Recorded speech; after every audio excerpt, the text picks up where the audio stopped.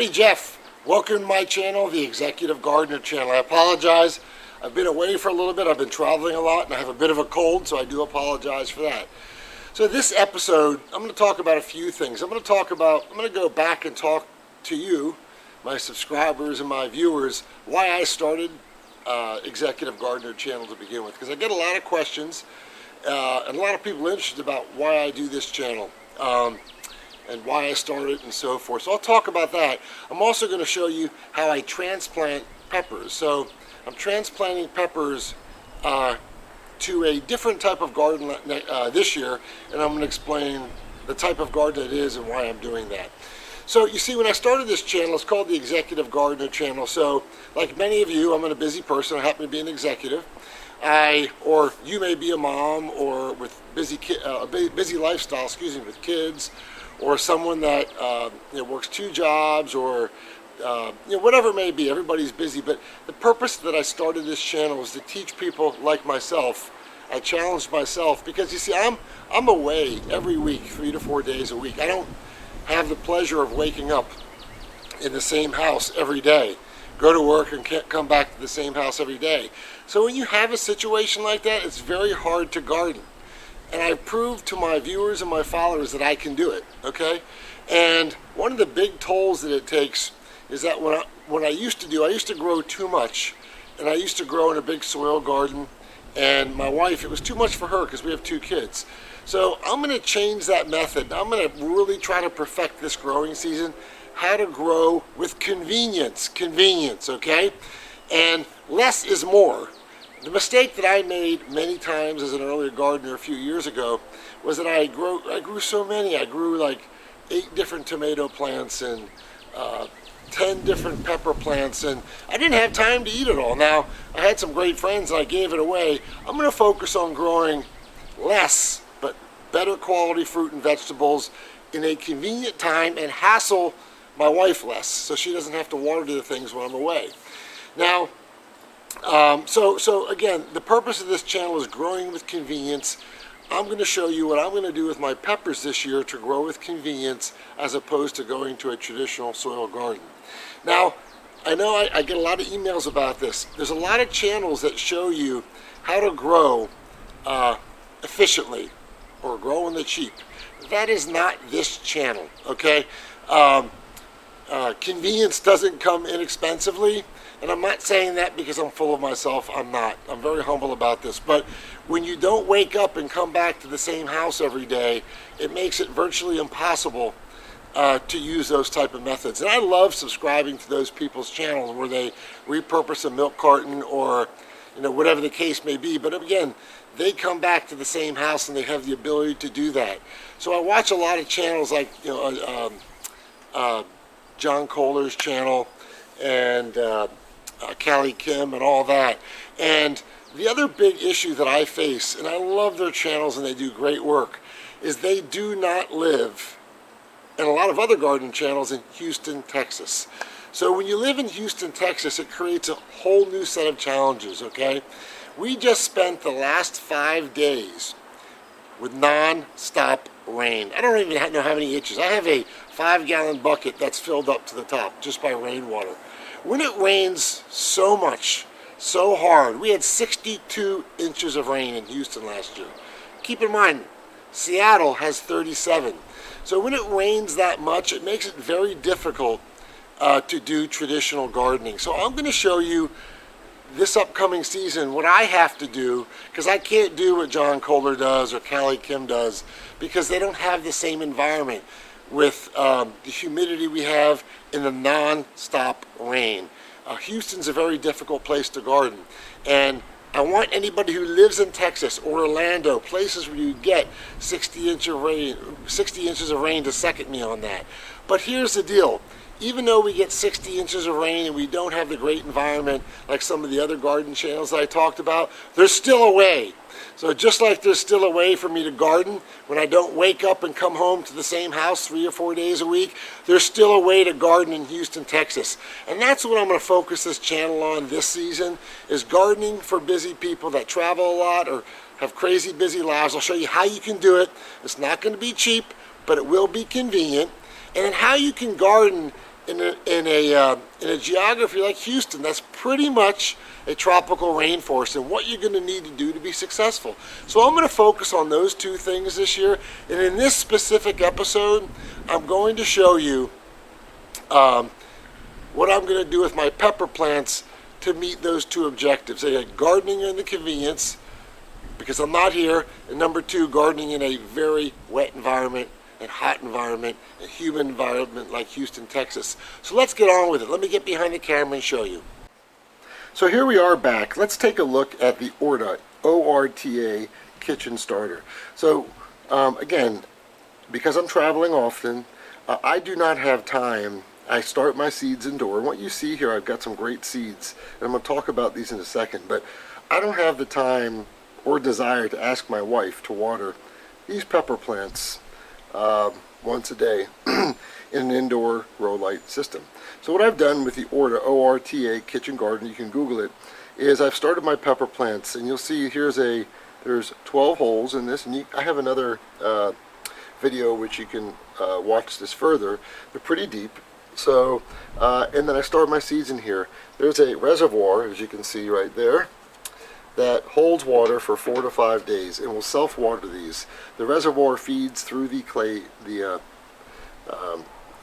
clay, and feeds the plant. So this year, what I've done something a little bit different. So I'm going to show you what I'm doing to transplant these plants, but again, less is more. I'm only going to pick my healthiest 1 or 2 plants of each of these. So the first plant that I'm growing from a sweet pepper plant is right here. And that's the Jimmy Nardello peppers, okay? Those are my favorite peppers. If you have never grown Jimmy Nardello peppers, you're missing. Please try. And then the others, what I'm going to do is I've gone with a dwarf sweet pepper plant. And I'll show you why I'm doing a dwarf in a second, because I'm using self-watering containers, but I'm growing 2 Mohawk peppers, so I have 2 Mohawk peppers, and then I'm going to grow 2 of these best redskin peppers, okay? And the Mohawk and redskin peppers only get 2 feet tall. They're dwarf pepper plants, but they grow a ton of peppers, okay? So, and that's going to be really important when I show you the environment that I'm going to grow these in a second. So, so let's talk about, transplanting peppers. So I'm going to get ready to transplant these peppers, okay? And I've done a video on this, but I'm going to talk about this again. I use my own mix, and I'll show you what I use. So when you transplant the pepper from this to a container like that, I've already filled some with topsoil, or excuse me, with potting mix. And I use just a basic 2.5 gallon bucket, and I mix a lot of things up in here. And I've done a previous video on this, but I'll show you again what I use, okay? So obviously I have a good grade potting mix in here. I put some perlite in it. That's the white to create some air spaces within the potting mix.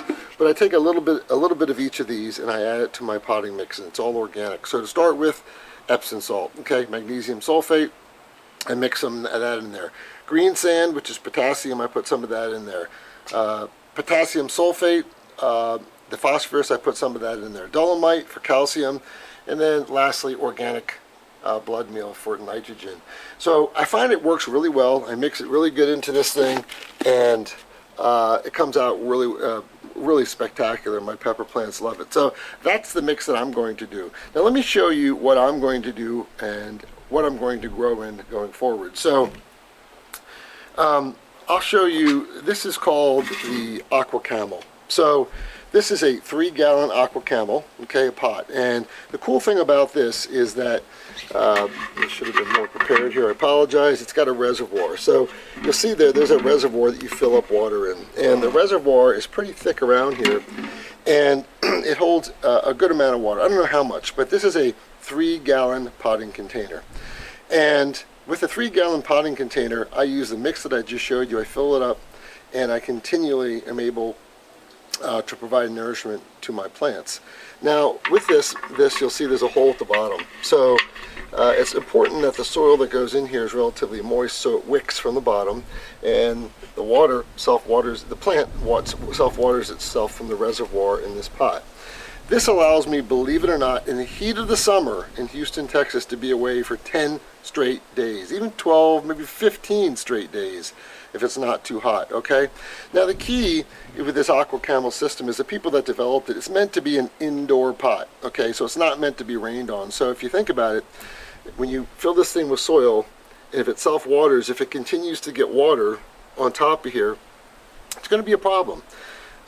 Because it'll drown itself, it'll drown the roots. So you have to provide some type of a tent over it. So the two plants that I showed you, the redskin pepper plant and the Mohawk pepper plant, are dwarf pepper plants. A 3-gallon pot should be fine for them, and of course they're going to grow to yay high, but they'll be loaded with fruit. And obviously put a lot of phosphorus in there to make sure you get a lot of fruit production and flower production. But this is the Aquacamel that I'm going to use, and I'm going to get probably 8 to 10 of them. But let me show you, I started using the Aquacamel this past season to test it out. Again, this is not for everybody. This pot itself, I believe, is $24.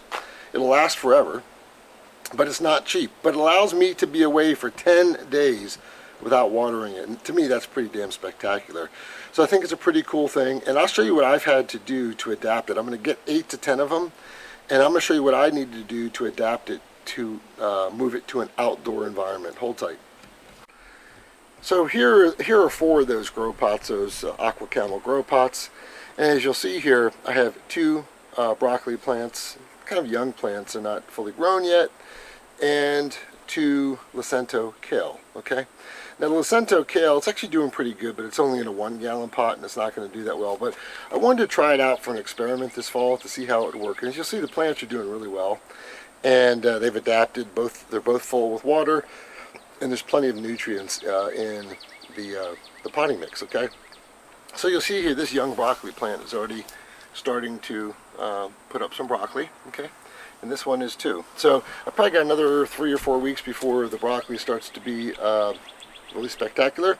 But the point is that it grew very well. Now the key is, again, remember, it cannot rain on this soil. Okay, if it rains in the soil within these pots, it will drown because there's a reservoir in here. So what I'm going to do this summer is the following.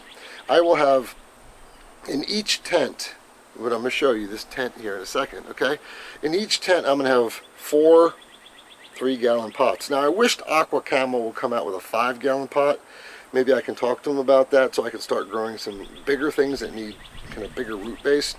But I'm going to put 4 4-gallon pots in each of these tents, and I'm not sure whether I get 8 or 12 of these Aquacamels, but I'm going to grow it in this tent. So remember, it can't get rained on. So these flower house tents, I think I bought it from Lowe's for 35 bucks.